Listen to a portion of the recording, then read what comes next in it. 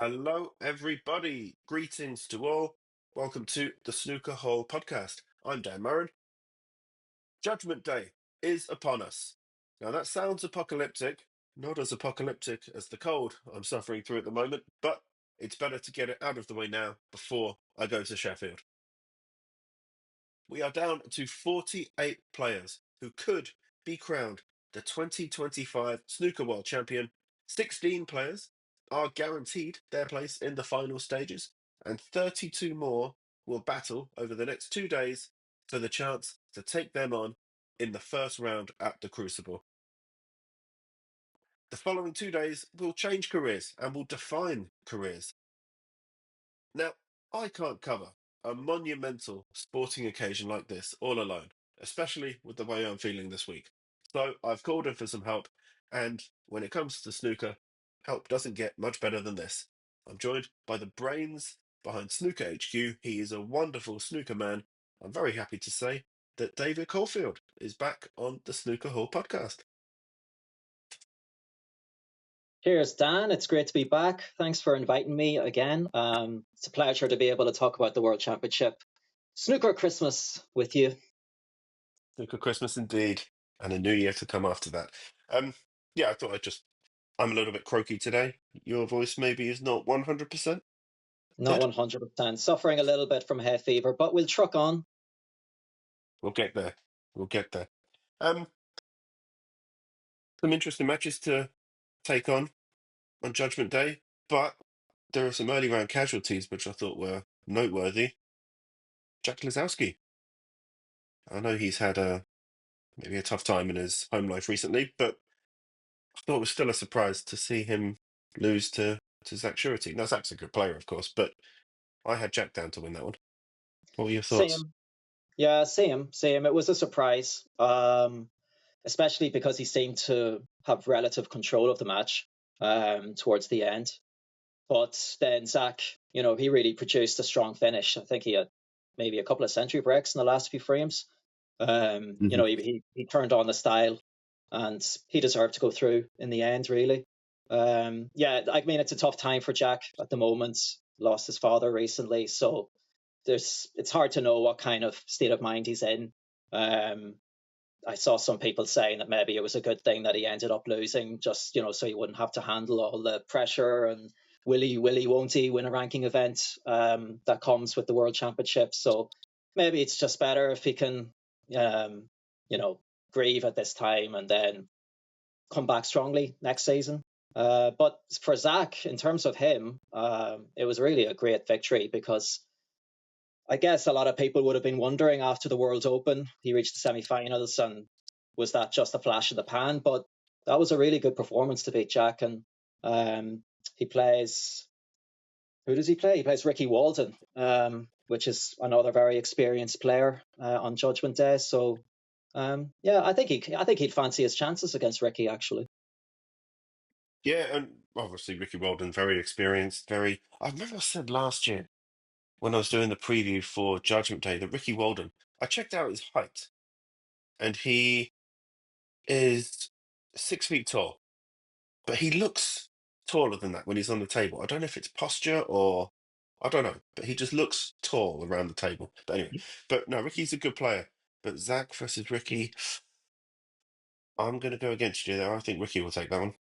Yeah, it's a tough one. I think if you go down the list of the Judgment Day matches, a lot of them will be difficult to predict. There's actually a pretty big mix there of different kinds of players. You've got your ultra experienced ones like Ricky, Ryan Day, Matthew Stevens, and then you've got a lot of young players, especially the young players from China and from Ireland. There's Aaron Hill. A lot of players are trying to get to the Crucible for the first time. So yeah, there's a pretty big mix there, and it's pretty hard to predict who's going to go through, I would say. And I believe I read somewhere that there could be up to 10 debutants at the Crucible this season. Yeah, that's right. I'm sure they won't all make it, but it's nice to see some new faces in there. Yeah, it'll be interesting to see how many will be able to make it. I think there's only guaranteed to be one, which is the Gao Yang Le Pei Fan match, I think. Whoever Hmm. wins that will be guaranteed to be a debutant, I believe. But yeah, then how many? I don't know. That's a tough one. That would be Yeah, it could be as many as 7 or 8. It could be 1 or 2. So we'll just have to wait and see. yeah. And well, the reason I picked Ricky is because he had a deciding frame victory over Mitchell Mann, having come from a long way back. But you know what? I don't hold back from what I think. I thought Mitchell Mann's behaviour at the shootout was quite unprofessional. Okay, it's not the most prestigious of tournaments, but he was more focused on interacting with the crowd than actually taking his shots. And for a player who hasn't won many first round matches over the past 3 seasons, I thought he should have taken it a bit more seriously. And I was just disappointed that he couldn't close it out because he's clearly a good player, but maybe mentally there's something that's blocking him. But Ricky took advantage, and that would give Ricky a lot of confidence. Another player who I thought would go through, Stuart Bingham, last year's semi-finalist. He's gone. Yeah, Stuart's a funny one these days, isn't he? Because Yes. he kind of like he pops up every now and again with form, with some of the old form, and you think, oh, here we go, he's back, and then just kind of out of nowhere he like loses quite a like he goes through a string of early round defeats. I know he was struggling with his eyesight, which is like seems to be a common theme these days. A lot of players seem to be struggling with their eyesight. A lot of the older players, which is understandable. And like if the eyesight goes, then that's a big issue for snooker players, obviously. But yeah, he lost. He lost to Michael Holt. I mean, fair play to Michael Holt. Like he fell off the tour. He was relegated. He fought his way back, performed brilliantly in Q Tour, then qualified for the UK Championship, reached the quarterfinals, and now he's a game away from a return to the Crucible. And I think it'd be like about 10 years since he last played at the Crucible. So if he were to qualify, then that would be a tremendous achievement from Holty. But yeah, beating Bingham was a bit of a surprise, all right. Yeah, because you're right about Stuart. That final in Hong Kong, okay, it was 10-0. It shouldn't have been 10-0. It was not a 10-0 final. Neil just nicked a few tight frames and, yeah, okay, he cleared the table and a few others, but 10-0 was harsh on Stuart. And obviously, Stuart had some personal issues that weekend as well. So there's a reason for a 10-0 defeat. Yeah. But you're right. Sometimes he'll just throw in a stinker of a performance. And it wasn't a stinker against Michael Holt, but it wasn't great. It wasn't vintage Bingham because on his day, even now, he is good. I think that's just what kind of tends to happen, isn't it? Whenever players get into their late 40s, it's just harder to maintain the consistency. So you even see it with like Stephen Maguire as well, because he reached the final of a ranking event earlier this year, and then he got absolutely thrashed in the penultimate round, 10-3. Yeah. So like it's common, and it's really reflective of how the tour is at the moment. It's a cliche when people say that anybody can beat anybody, but it is kind of true. Like, it's a lot of tournaments have different winners, and there are so many different players, different kinds of players reaching the quarters, the semis in every tournament. It's really not consistent. Apart from the very best, like Kyron Wilson and Judd Trump and that. But other than that, like really anybody can beat anybody on the day. I thought the last one I would mention in terms of surprise early exits, was Tom Ford. Okay, he lost. He had a little bit of a moan on social media, it appears. Have you seen much about this? I only caught a glimpse of it before we started talking, so I haven't delved it too much into what happened, but Mm. he didn't seem like a happy chappy from the comments that I read anyway. I didn't think it was great form from someone I described as a senior player on tour. He's been around long enough to know what the line is. I mean, it could be a lot worse. He wasn't throwing things, shouting at people in the arena like some people who can't control themselves. Themselves. And you know what? Maybe he's just frustrated that he lost the match. He wasn't too happy with Ross Muir's tactics. I haven't got a problem with it. You play how you can within the rules to win. You see it with all sports, tennis, with rugby, with football. It's yeah, you just win however you can. If you have to play ugly to win, I think and you can't it goes handle to that. show. I think it goes to show that there are certain players that you can probably get under their skin if you adopt a certain tactic. Um, so if Rossmere did adopt some kind of tactic to get under Tom Ford's skin, then it obviously worked because he's into the next round. And you know, at the end of the day, he wants to qualify for the Crucible just as much as Tom Ford does. So fair play to him. But yeah, it was an interesting comment, especially the last line. Yeah, yeah. I would suggest everyone go and check that out. It's all over Twitter or X, should I say? Yeah, worth checking out. Worth checking out. But Judgment Day begins today. We're recording this on Tuesday morning. Are there any standout matches that you're particularly looking forward to? I suppose I'd be pretty interested to see how Aaron Hill gets on. Um, I was thinking about this earlier, and I didn't check it, but I was thinking about when was the last time that an Irish player played at the Crucible, like a player from the Republic of Ireland.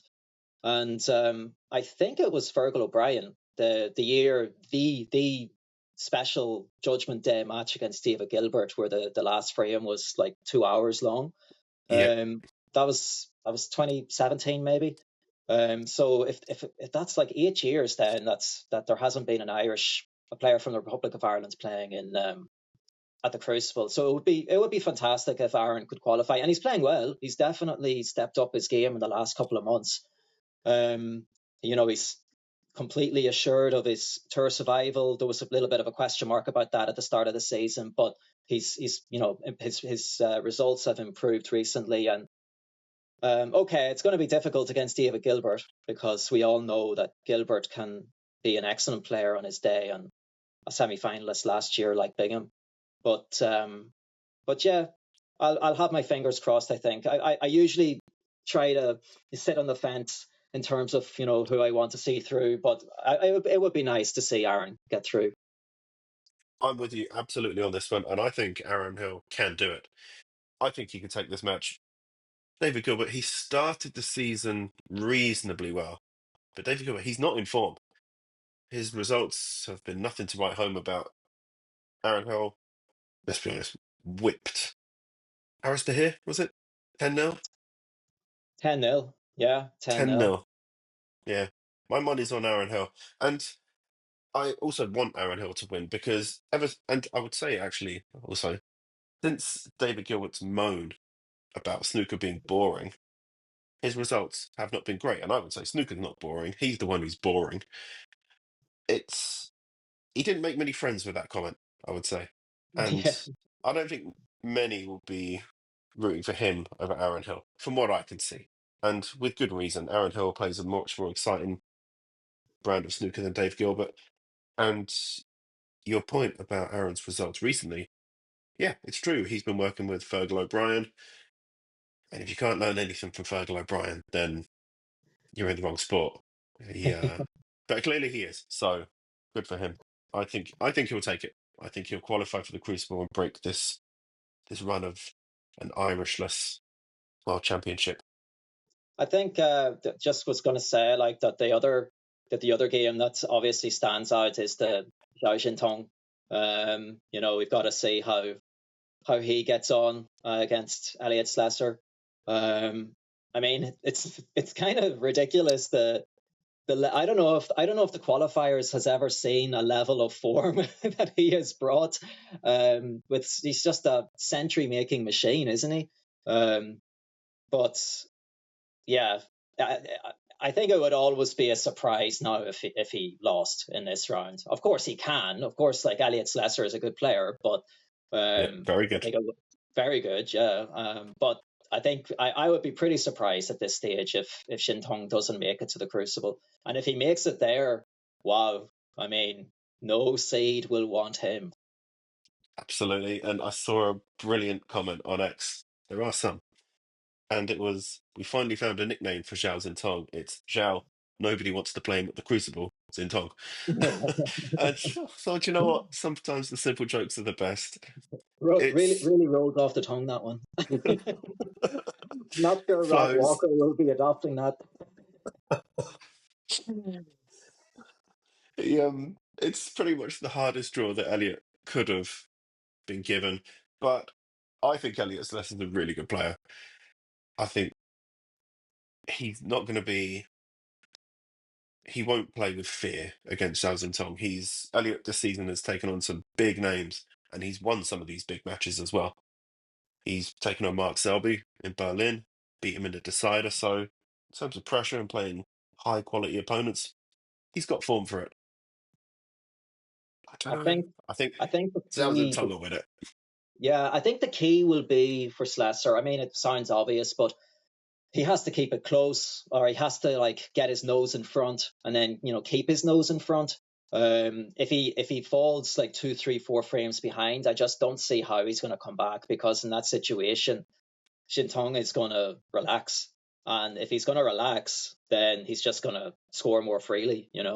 Um, But if Slesser can keep it close, then it's he's dangerous. I mean, he's a top 32 player, so he has quality. Yeah. Maybe one of his tactics could be to do a Ross Muir and just mess up the balls deliberately and try to get under his opponent's skin and win the mental battle rather than the technical battle. Maybe he could do that. I don't know if that'll work, but who knows? I had my eye on. I also had that match on my list, by the way. And another one I noted was Joe O'Connor, Jackson Page. Now, Joe O'Connor is a classy player, I think. The way he presents himself, the way he plays, the way he takes his shots, I think he treats the sport with such respect. Jackson Page hasn't done anything of note recently, so I don't know if he's got any kind of form to speak of. But I, before we speak about Jackson's incredible achievement, I still fancy Joe O'Connor to win this one. I think Joe's going to beat him, and I don't think it'll be particularly close, if I'm honest. I just really think Joe O'Connor's a great player, and if he gets going, think he's I think he's really good. But the bigger story is Jackson Page. Not only did he trouser, to quote Neil Folds there, to trouser a huge bonus. 147s in one match. This is unbelievable. Yeah, so it's incredible. It's incredible. Um, Unbelievable. yeah, so I had actually, by the time that he had done the second one, I had already gone to bed, because obviously I'm in Korea several hours ahead. So yeah, I couldn't believe it when I woke up this morning, and all the flashing news headlines and notifications that I had. But yeah, an incredible achievement, and fair play to him. Congratulations, really amazing, and um, to do it at the World Championship as well. It just adds that little bit of extra specialness to it. Exactly, yeah, something just a little bit extra. I mean, it still would have been special if he had done it in the Championship League or whatever, but it's just not quite the same, is it? But against Joe, I don't know. Like Jackson wasn't really tested against Alan Taylor, so it's hard to know what kind of form he would bring if he's actually tested. So yeah, I would probably shade Joe O'Connor as well, but that's a tough one. That's a tough one. That is, yeah. It's actually the top one on my list because I think it'll be the most exciting match, but I do think Joe will win this, and I think he'll win it comfortably, actually. But yeah. Interesting. S- Speaking of when the second maximum was going in, so you're in Korea, I'm in Denmark. I was watching the Michael Holt Stuart Bingham match because the Jackson Page Alan Taylor match wasn't available. We had 4 matches available. It happened to be the most exciting moment. Wasn't one of the matches available, whatever. But we had Neil Folds, basically, and with good reason, kind of more than half an eye on the other table, trying to keep us up to date with what's going on that table. And basically was saying, just listen out for a roar in a few seconds, because that's when you know he's done it. And what do you know? Massive, massive cheer. I think it was Ian Burns and Ali Carter at the next table. They were sort of peeking around the corner, offering a handshake afterwards. Like, this is a huge, huge achievement, and one that's not going to be replicated anytime soon. It was But quite he, funny. It was quite funny watching his interview with Rob Walker. I caught that on the WST site earlier, and you'd really know that Jackson Page has come under Mark Williams's wing, because he just takes everything in his stride. It didn't really look like it affected him that much. Obviously he was happy, he was pleased, but he wasn't that emotional. I think Rob was desperate, as he always is, to get a little bit of extra emotion from his interviewee, but no, I don't think Page was having it. I hadn't really noticed it. But yeah, I saw that interview, but yeah, that Mark Williams factor, I'd never really considered it like this. Just take it in your stride, and yeah, what happens, happens. Well, Mark Williams, after he lost in Saudi Arabia, like, well, okay, I'm disappointed, but life goes on, basically. Yeah, exactly. Yeah. Hmm. I had one more match that I was particularly intrigued by. Whether it be my top priority to watch, I'm not sure, but I think it'll be an interesting one, is Gary Wilson, Daniel Wells. So Daniel Wells started the season fairly strongly. I think he made a semi-final at one of the events. He beat the now retired Dominic Dale to make it to Judgment Day. But he's up against Gary Wilson, who recently has been, well, a multiple time tournament winner, but he's had a pretty meh season for his Mm. standards. And there's a reason he had to qualify, is because he hasn't actually earned that many points outside the 3 wins that he's had. I don't know what to pick here. I still think Gary Wilson will do it, because Gary Wilson is such a competitor when he's in the mood. Gary Wilson, he's like a dog with a bone, and yeah, he's a fighter. Even if he can win ugly if he needs to. I would go for Gary as well. He, he would have been feeling a little bit sorry for himself, maybe, because he missed out on the qualification, the automatic seeding, by just a few £1,000. I think it was £5,900 to Jack Jones.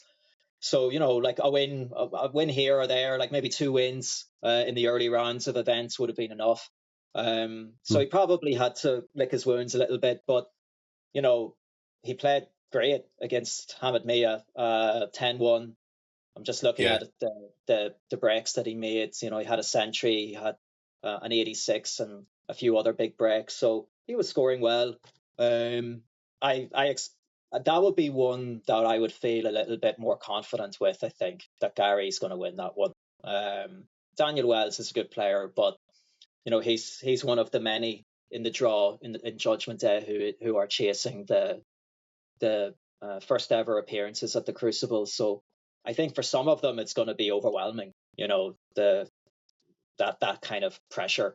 And Wilson, I think, has too much experience. So I'd be surprised if Wilson doesn't win that one.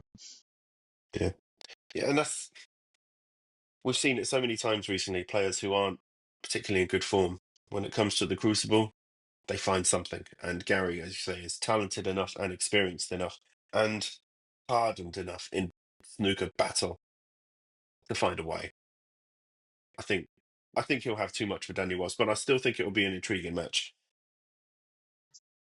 Overall, Definitely. And I think one other, just I think it would be remiss to not mention the Matthew Stevens and Wu Yiza game, because that's a yeah, fascinating match, really. Matthew, so much pedigree in Sheffield, has come so close. Obviously it was many years ago. Twice a finalist, and maybe 3 or 4 times the semi, maybe 4 or 5 Something like times the that, yeah. semi-final. Yeah. Wu, one of the standout players of the season, I guess. Like he was in the tour championship lineup. He was the top 12 in that. So 2-time finalist in a ranking event this season. I think Wu would be disappointed if he's not in the Crucible at the Crucible this year. But it would be nice, I think, a little bit romantic to see Matthew Stevens back again. That's the dilemma. It's, do we want the young guy, the next generation to come through, or do we want Matthew Stevens, someone who has been a great servant to snooker, let's be honest, over the last 25 years and more, actually? Does he deserve one more shot?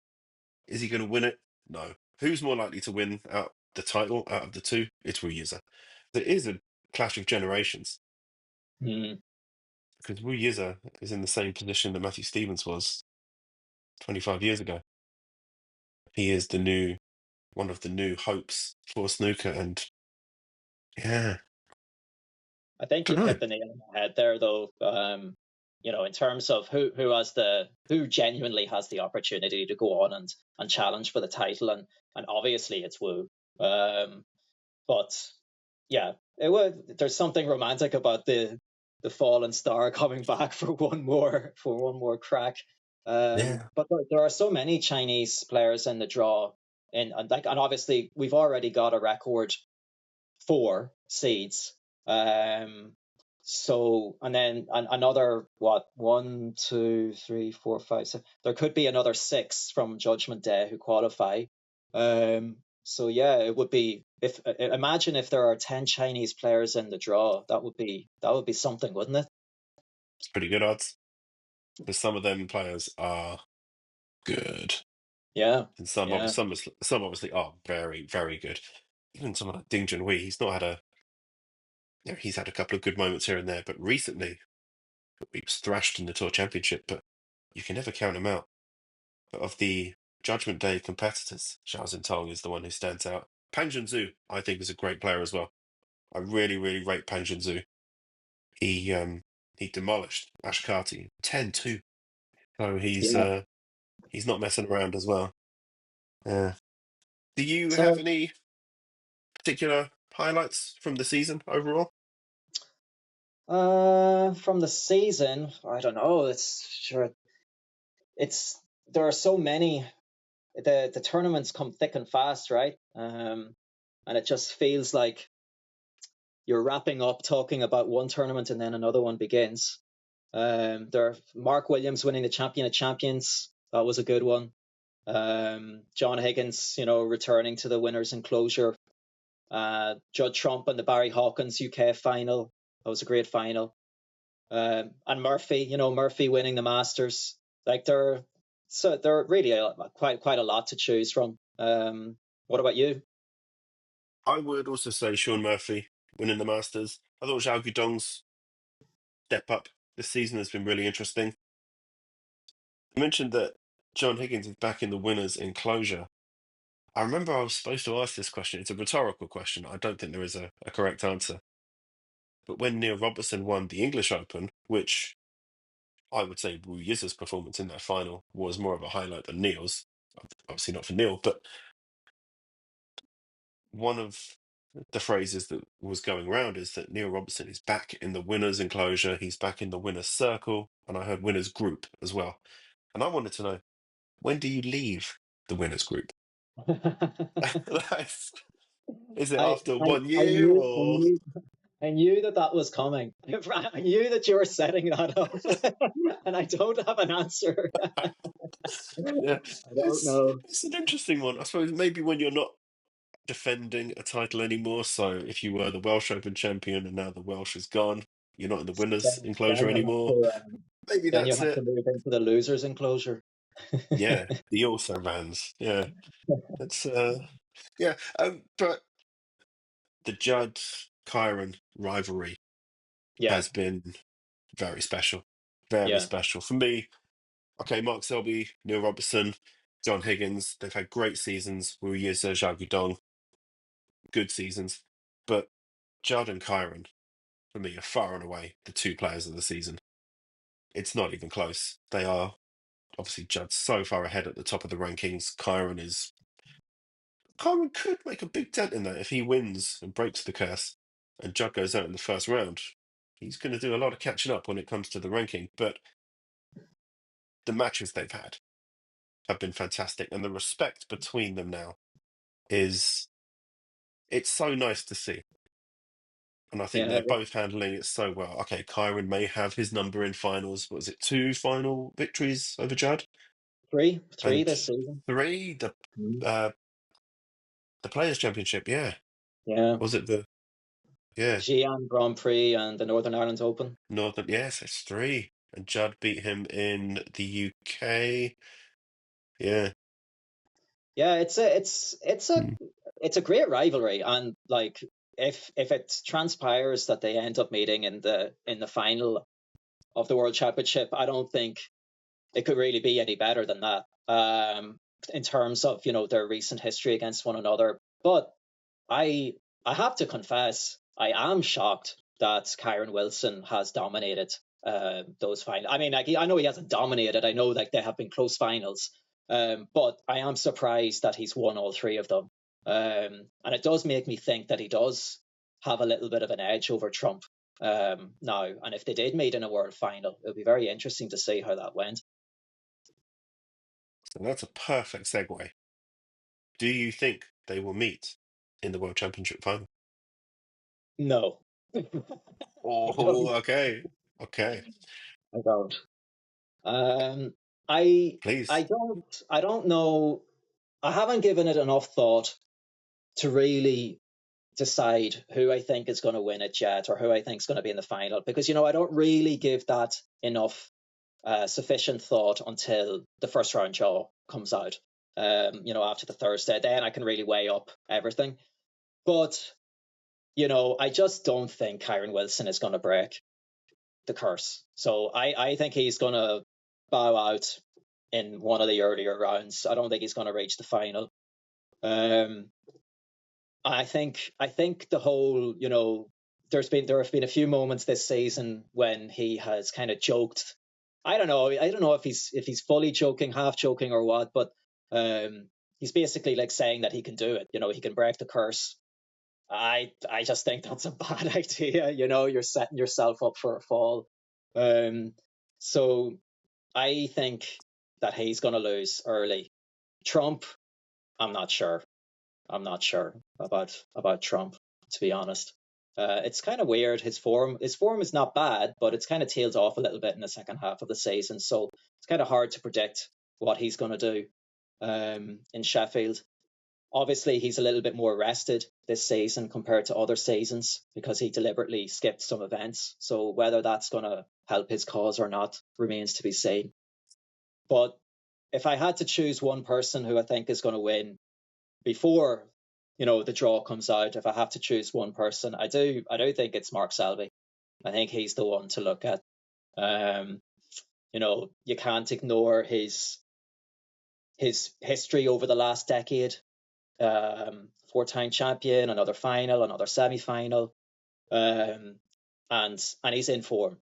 He's in form. He was very unlucky to lose the third championship. Really, obviously a great performance by Higgins, but Selby was very close, and he's won other titles this season.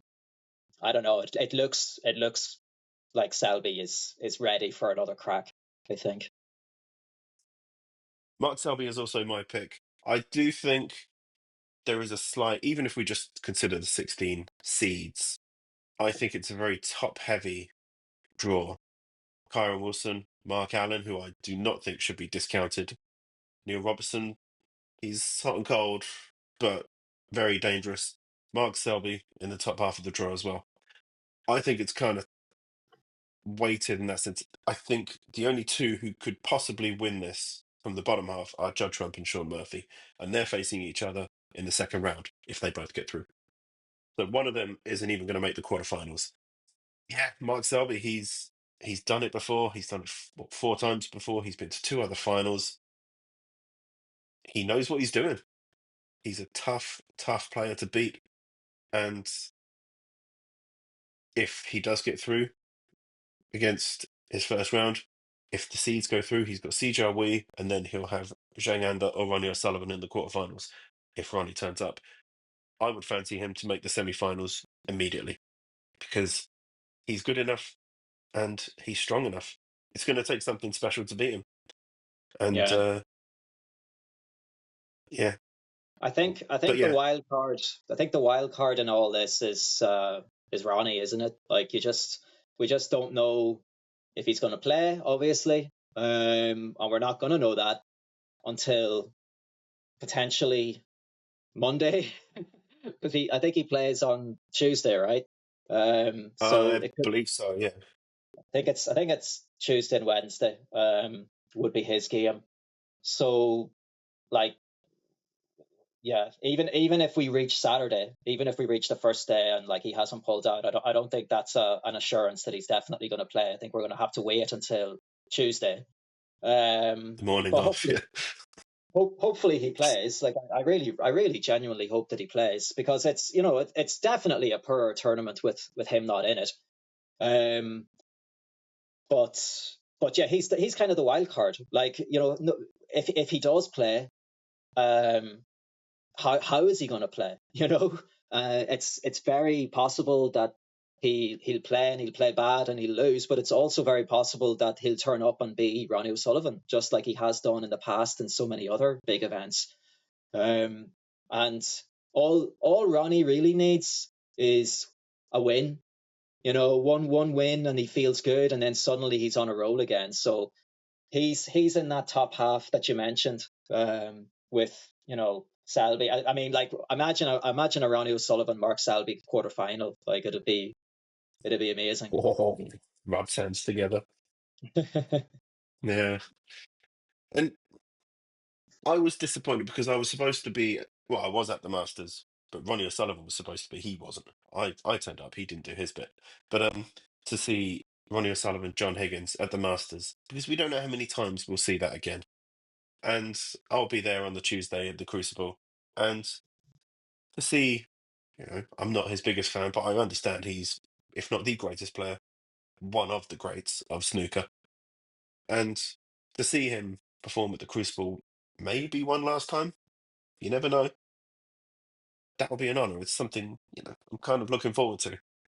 Yeah, And it will be, yeah, I agree. The tournament will be better if he is in it, whether he plays badly or whether he wipes the floor with his opponents. It will create a buzz around the tournament because he has that aura. that's And, it. Yeah, that's it. Love or loathe him.